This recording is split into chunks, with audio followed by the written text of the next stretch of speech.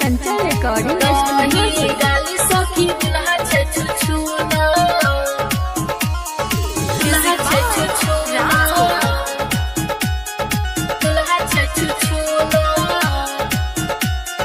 देखै में दुल्हा सखी लागै छे छुछुना सखी लागै छे छुछुना दही सखी गाली दुल्हा छे छुछुना सखी दुल्हा छे छुछुना हे सुन साली किया दछ गाली हे सुन साली किया दछ गाली तोरा बहनिया से छिए हम सुनार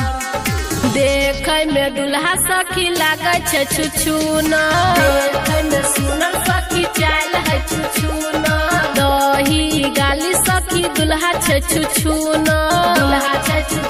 सखी दुल्हा छे छुछुना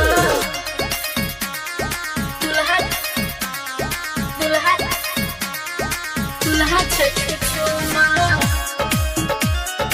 दही गाली सखी दुल्हा छे छुछुना लके बहिना बरियाती लगे भैया हमर ओकरा राखी लेते गे लागै छे छुछुना गे सखी लके बहिना बरियाती लगे भैया हमर ओकरा राखी लेते गे सुनर जीजा के कह छुछुनार गे दही सखी गाली दुल्हा छे छुछुना कोन हुनर अकर चाल है छुछुना देखै में दुल्हा सखी लागै छे छुछुना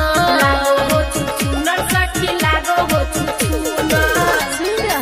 कंचन रिकॉर्डिंग स्टूडियो से दुल्हा छे छुछुना दही गाली सखी दुल्हा छे छुछुना पूछहि न कई गो बहिन छै गे भैया रमेश जी हसीन छै गे चाल है छुछुना गे सखी पूछहि न कई गो बहिन छै गे